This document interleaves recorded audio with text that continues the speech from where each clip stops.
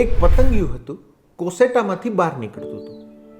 હવે બહુ મહેનત કરતું હતું એટલે એક બાળકને દયા આવી, કોસેટાને અડ્યો એટલે પતંગિયું તો ફુર કરીને બહાર નીકળી ગયું, પરંતુ તે ઉડ્યું નહીં, જમીન પર પડ્યું. આખી જિંદગી માટે એની પાસે પાંખ હતી પણ એ ઉડી ન શક્યું.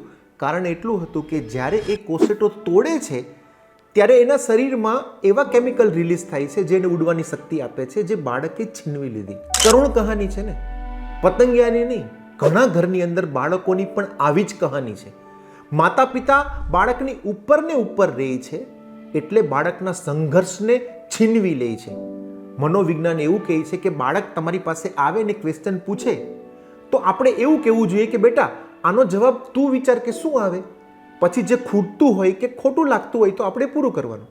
બાળકથી દોરી નથી બંધાતી બૂટની તો બાંધી નહીં દેવાની, એને કહેવાનું કે આ કઠિન કળા છે, ધીરે ધીરે તને આવડી જશે. આ રીતે બાળકનો સંઘર્ષ નથી છીનવી લેતા, એ માતા પિતા એના મિત્ર છે. બાકી તો જે માતા પિતા બાળકનો સંઘર્ષ છીનવી લે છે, સ્પૂન ફીડિંગ કરાવે છે, ઓવર પ્રોટેક્શન રાખે છે, એના બાળકો પાંખ તો હોય પણ આખી જિંદગી ઉડી નથી શકતા.